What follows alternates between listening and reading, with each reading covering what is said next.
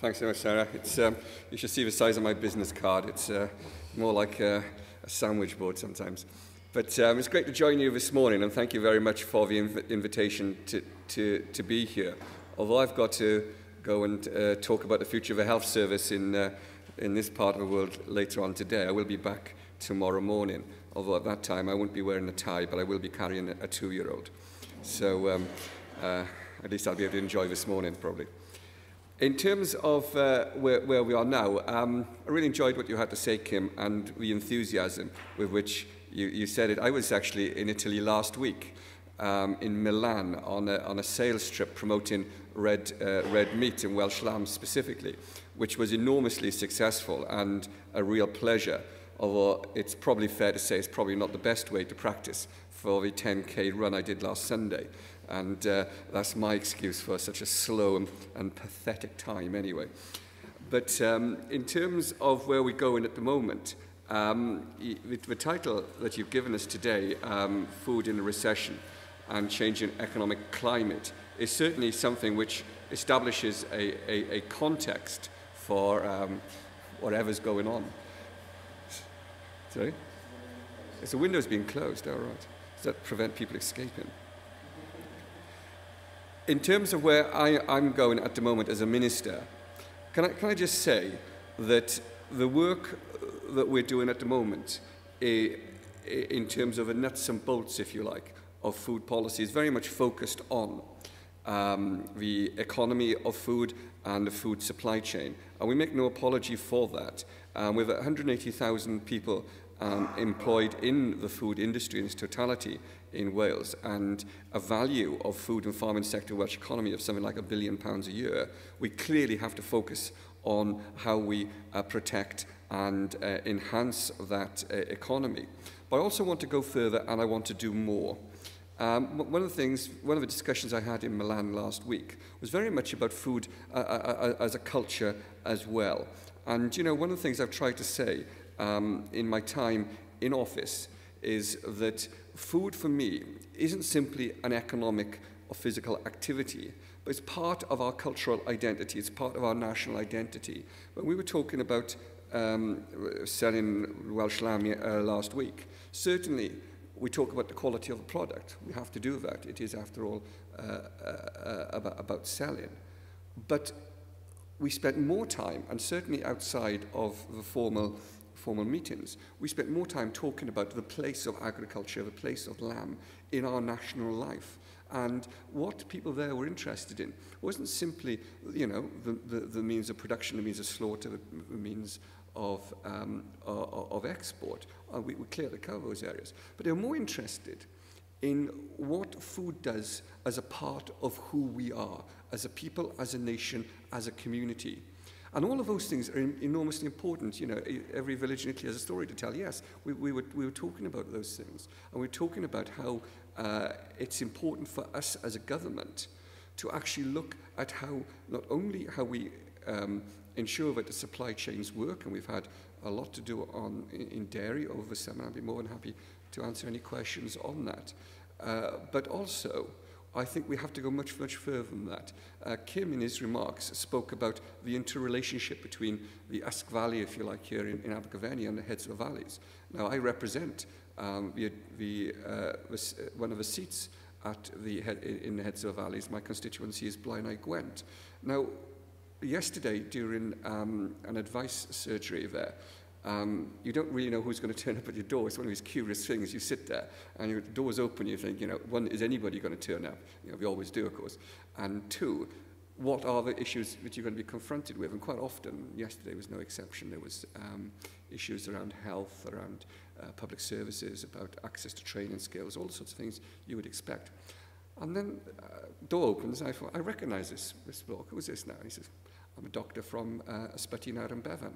I run the weight management clinic there, and I want to invite you to go to it. So, okay, right. I get the message.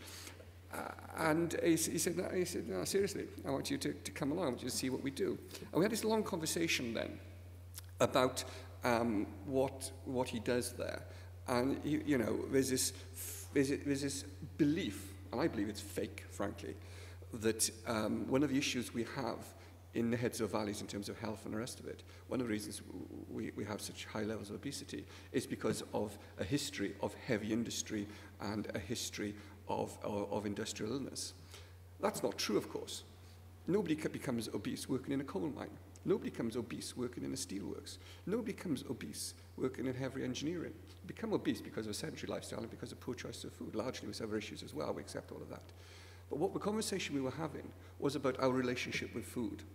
And, you know, one of the things I did last year when I was elected to represent the seat was, you know, you go around shaking people's hands and saying, thank you for voting for me, you know, what sort of thing. You didn't, okay, fair enough, but I'm here anyway. And one of the conversations I had, because I'm interested in the whole concept of public health and where we are, because we spend a lot of time talking about the economics of our situation, but less time talking about who we are as a people. And one of the things I did was to speak to the supermarkets and talk to them about what do people buy. You know, so go to Morrison's in Ebbowvale. What do people buy here? He said they buy peck. You know, I presume in audience you all know what peck is, although I doubt if many of you buy it. You don't? Are you sure? Sorry? It's ham, yeah. Yeah. I wasn't going to do audience participation, but do you all know what peck is? Hands up if you know what peck is. Right, you don't. Okay, I'll explain. Right, yes, food festival. Peck is you'll have to tell me if I'm wrong, of course, because I don't buy it either. But it's a spiced ham. It's a processed ham in a tin, and we sell pallets of it. Honestly, it is. I was being told by the supermarket manager, he said we sell pallet loads every day. Every day we sell pallet loads. What we don't sell is fresh fruit. We don't sell vegetables or fruit, but we sell huge numbers of ready meals, and we sell this peck. And he said, you know, in Morrison's, he said, you know, we use it as some sort of index of what else will sell in a supermarket. If we sell a lot of peck, we sell a lot of processed foods, a lot of ready meals. We don't bother so much with the vegetable or the fruit options because we know we don't sell them. We sell more concentrated juice than non-concentrated juice and all these sorts of things. And what you do is you draw up a picture of what people's diets are, and from that you can derive an idea of people's lifestyles as well. I think it's the greatest health and social emergency facing us, because not only do we not value and appreciate food, but we don't actually understand it either. Do you know, I was going to say a 50-year-old, she's 14-year-old daughter, and she lives in Aberystwyth. And I was chatting to her a few months ago about various things, you know. Are you really a minister, Dad? Yes, I'm afraid so, Carrie, you know. And yes, I embarrassed her terribly by arguing with my colleagues on television and the rest of it. And she said, food? I said, oh yeah. I said, well, fine. And she was talking about a friend of hers who no longer wears woolen jumpers. I said, all right, it's a curious thing. It's not quite vegetarianism, but, you know, why don't you wear woolen jumpers? Why doesn't she wear woolen jumpers? Because she thinks it's really cruel to kill the sheep to get the wool.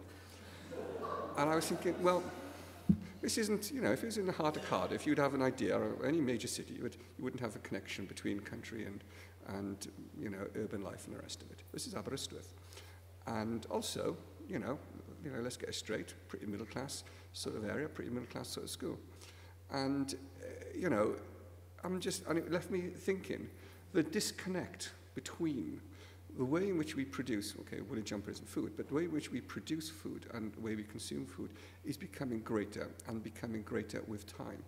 And, you know, it comes back to what is the role of government and what is my role as a minister. I spoke earlier about our role in terms of production, enhancing production and enhancing the economy of food. That's clearly an important role and clearly one that we have to think more about. I will say, Geraint, do you want to stand up, Geraint, so people can identify and throw things at you later?